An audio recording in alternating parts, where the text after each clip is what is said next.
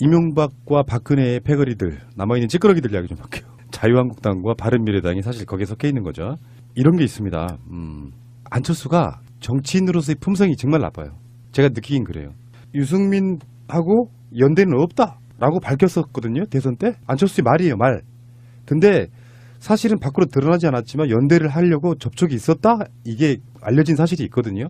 안철수의 시건이고 사실은 의도적인 거짓말일 수도 있고 굉장히 간교한 형태로 진화하고 있는지는 모르겠는데 아직도 말투는 순진하잖아요. 내가 MB 아파트입니까 하는 그 말투만 순진한데 그런 정치를 하고 있는데 최근에 이런 이야기가 있었던 거예요. 홍준표가 한 말입니다. 안철수는 절대 못 나옵니다. 나온다면 한참 떨어지는 3등이지요. 정치적으로 자멸할 겁니다. 제가 출마할까봐 무섭다는 표현으로 받아들였습니다. 똑같아. 그만 좀 괴롭히십시오. 근데 굉장히 중요한 함의를 갖고 있다는 거예요. 홍준표 입장에서는 지금 바른미래당의 일정 정도 지지율을 잠식하는 게 있잖아요. 그게 미미할지라도. 네.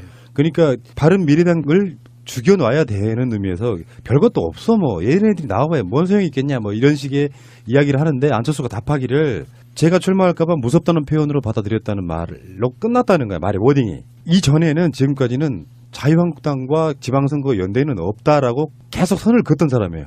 근데 지금 안철수가 그런 말 표현 없이 내가 출마할까봐 무섭다는 표현으로 받아들였다면서 홍준표의 굉장히 조롱적인 공격을 극하게 반응하는 게 아니라 받아들이는 쪽으로 사실은 이렇게 토닥토닥 해주고 있는 그런 느낌이어서 아까 말한 바른정당과의 대선 때 연대 없다고 했지만 물밑에서 연대를 시도했었다는 것이 나오는 것처럼 실제로 안철수는 서울시장 후보로 나가면서 이석연도 우리가 방송 나가는 그날 출마 안 한다고 이야기를 해버렸더만요. 예. 방송이 굉장히 무한하게 만들어지는 예. 거. 방송 들었나요? 뭐 그런 상황이다 보니까 안철수의 미묘한 변화로 감지되는 게 진짜로 연대하는 거 아니냐 이런 식의 지금 추측이 나오고 있는 거죠. 이러다가 안철수가 인재영입 위원장으로 활동하면서 마지막 인재로 자기 자신을 추천하는 건 아닐까 하는 걱정이 되네요. 충분히 개연성 있다고 봅니다. 셀프 추천. 근데 어차피 후보 단일화 논의는 이게 올라갔어요. 지금 현실적으로.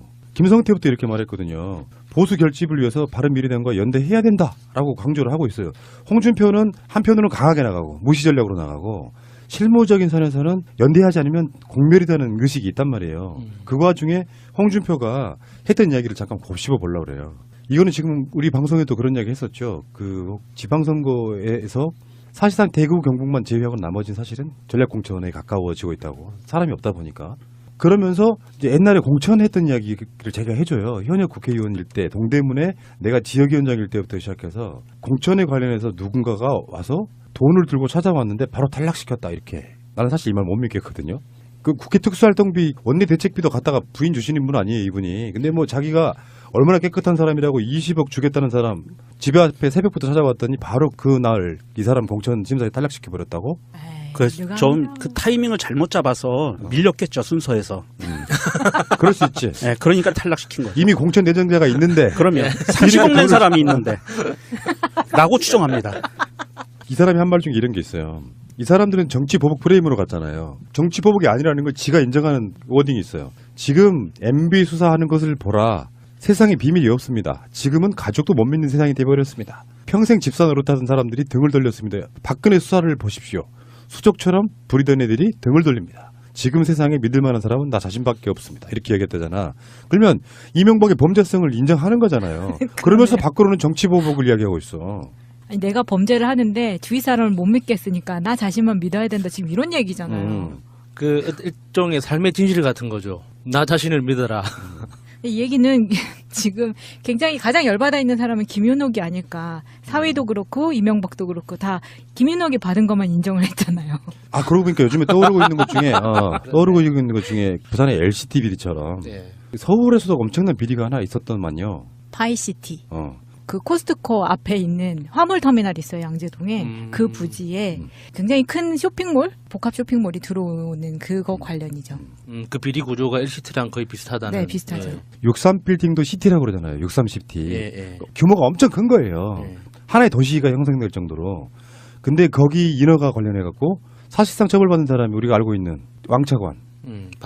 박영준 정도가 처벌받았는데 그 후로 최근에 그 관련돼서 박영준과 함께 처벌받았던 모 인사는 이명박한테 보고된 사안이다. 이명박 관련이 있다.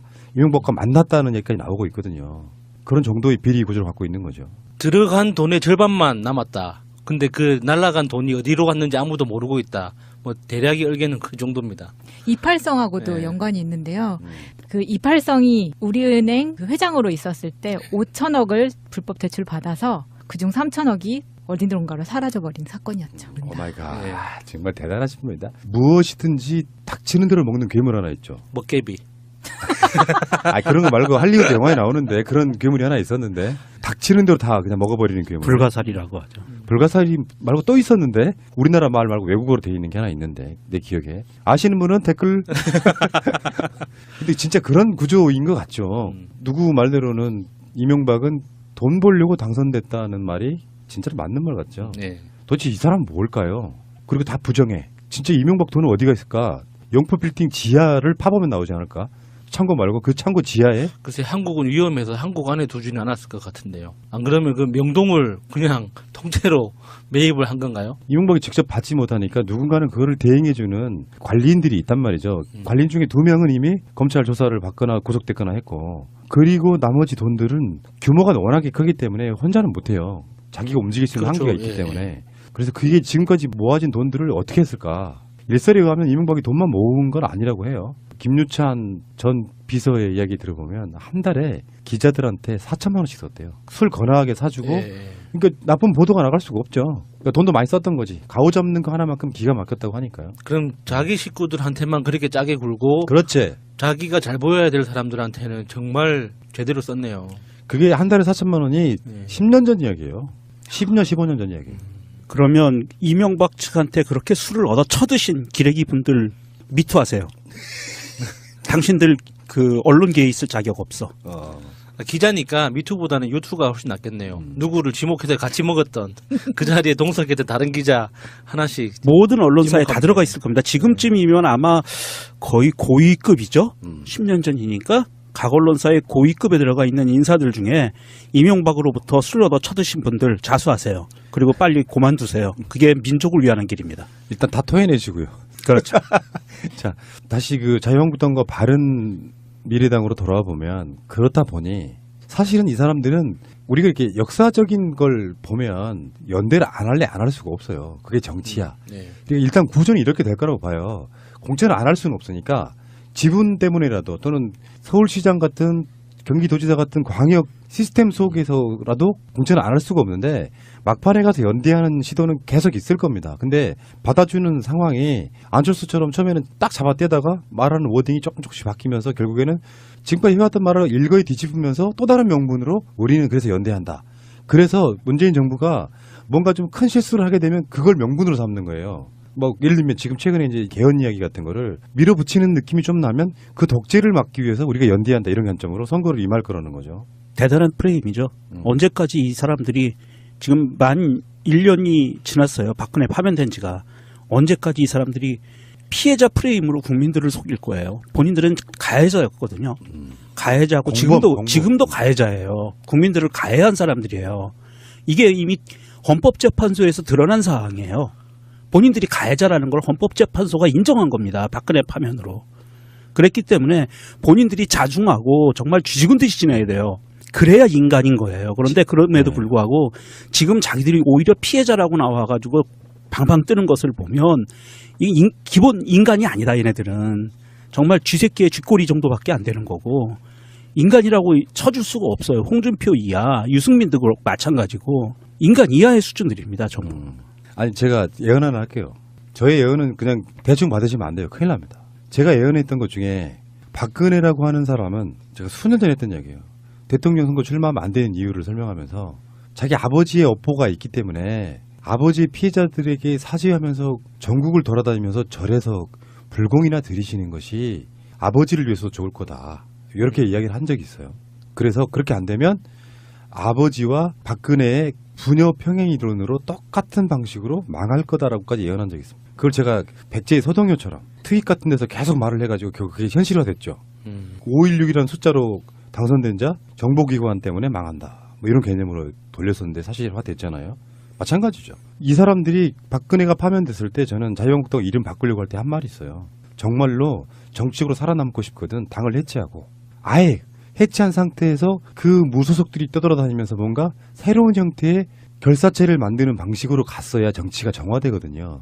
근데 바른당으로 뛰쳐나갔던 자들이 대세를 따라서 다시 큰 당으로 복당하는 과정이 생기면서 정치가 이렇게 오염됐거든요. 이렇게 다시 정치권이 예전으로 돌아가려고 하는 관성으로 계속 정치를 하다 보면 언젠가는 정말 크게 맞아요.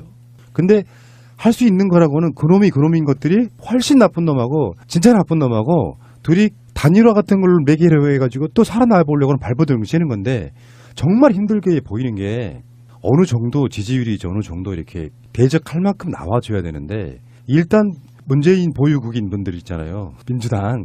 문재인 보유당인 민주당 입장에서는 문재인 대통령 지지율이 7, 80%가 아직도 나오잖아요. 그리고 정당 지지율이 50%가 넘잖아요. 이 상황에서 누구를 밖으로 내놔봐야 여론조사하면 한 자릿수도 안 나와. 안철수 입장도 그렇고 그러니까 이 사람들이 그랬잖아.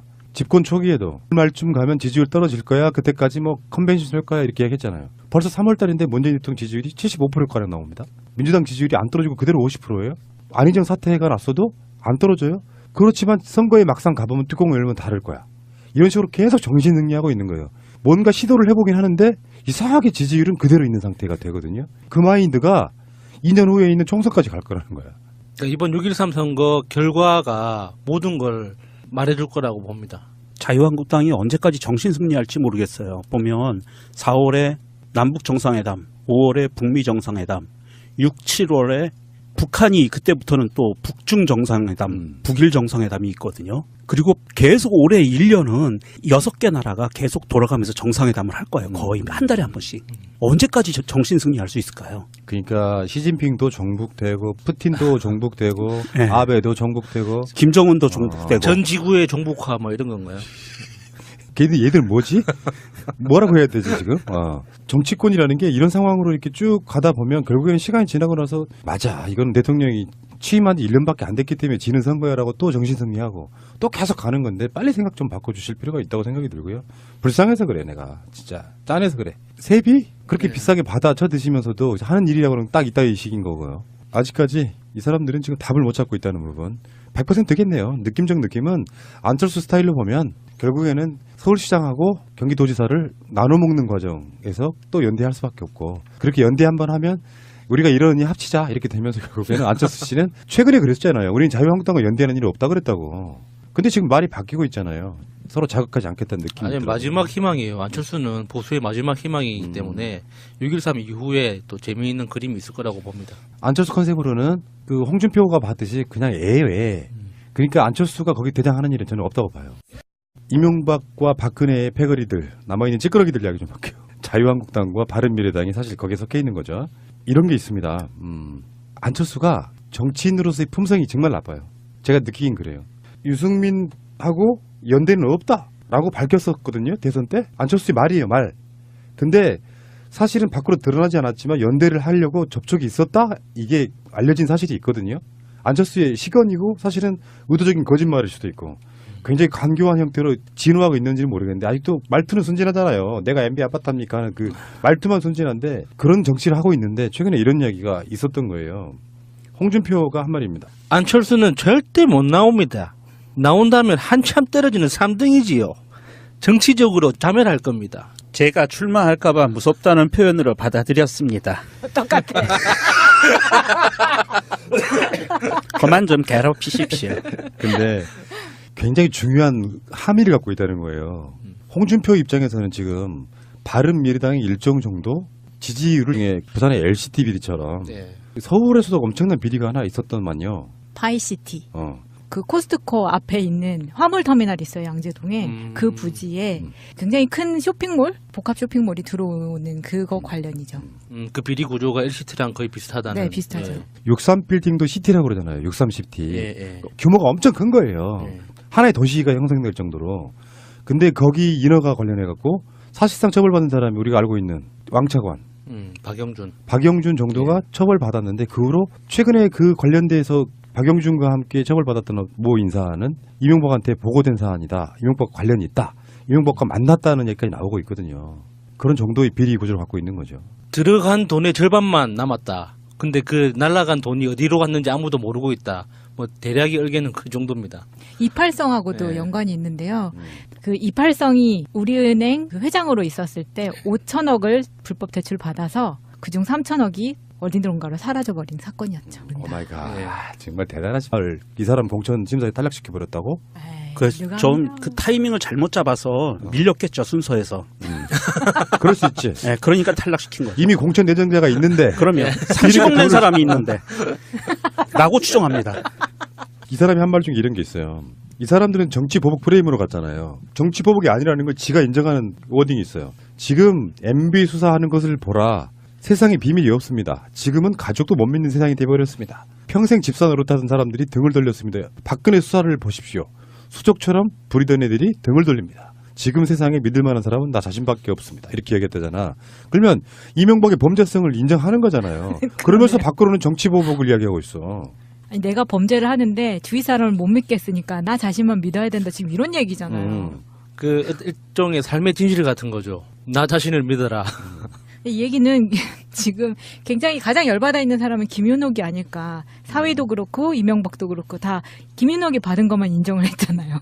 아, 그러고 보니까 요즘에 떠오르고 있는 것 중에 떠오르고 있는 것 중에 수가 인재영입 위원장으로 활동하면서 마지막 인재로 자기 자신을 추천하는 건 아닐까 하는 걱정이 되네요. 충분히 개연성이 있다고 봅니다. 셀프 추천. 근데 어차피 후보 단일화 논의는 이게 올라갔어요, 지금 현실적으로. 김성태부터 이렇게 말했거든요. 보수 결집을 위해서 바른미래당과 연대해야 된다라고 강조를 하고 있어요. 홍준표는 한편으로는 강하게 나가고 무시 전략으로 나가고 실무적인 선에서는 연대하지 않으면 공멸이라는 의식이 있단 말이에요. 그 와중에 홍준표가 했던 이야기를 잠깐 곱씹어 보려고 그래요. 이거는 지금 우리 방송에도 그런 이야기 했었죠. 그 지방선거에서 사실상 대구 경북만 제외하고 나머지는 사실은 전략공천에 가까워지고 있다고. 사람이 없다 보니까. 그러면서 이제 옛날에 공천했던 이야기를 제가 해줘요. 현역 국회의원일 때 동대문에 내가 지역위원장일 때부터 시작해서 공천에 관련해서 누군가가 와서 돈을 들고 찾아왔는데 바로 탈락시켰다 이렇게. 나는 사실 이 말 못 믿겠거든요. 그 국회 특수활동비 원내 대책비도 갖다가 부인 주시는 분 아니에요 이분이. 근데 뭐 자기가 얼마나 깨끗한 사람이라고 20억 주겠다는 사람 집 앞에 새벽부터 찾아왔더니 바로 그 나 잠식하는 게 있잖아요. 그게 미미할지라도. 네. 그러니까 바른미래당을 죽여놔야 되는 의미에서 별것도 없어 뭐 얘네들이 나와봐야 뭔 소용이 있겠냐 뭐 이런 식의 이야기를 하는데 안철수가 답하기를 제가 출마할까봐 무섭다는 표현으로 받아들였다는 말로 끝났다는 거야. 말의 워딩이. 이전에는 지금까지는 자유한국당과 지방선거 연대는 없다라고 계속 선을 긋던 사람이에요. 근데 지금 안철수가 그런 말 표현 없이 내가 출마할까봐 무섭다는 표현으로 받아들였다면서 홍준표의 굉장히 조롱적인 공격을 극하게 반응하는 게 아니라 받아들이는 쪽으로 사실은 이렇게 토닥토닥 해주고 있는 그런 느낌이어서 아까 말한 바른정당과의 대선 때 연대 없다고 했지만 물밑에서 연대를 시도했었다는 것이 나오는 것처럼 실제로 안철수는 서울시장 후보로 나가면서 이석연도 우리가 방송 나가는 그날 출마 안 한다고 이야기를 해버렸더만요. 예. 방송이 굉장히 무한하게 만들어지는 거. 방송 들었나요? 뭐 그런 상황이다 보니까 안철수의 미묘한 변화로 감지되는 게 진짜로 연대하는 거 아니냐 이런 식의 지금 추측이 나오고 있는 거죠. 이러다가 안철수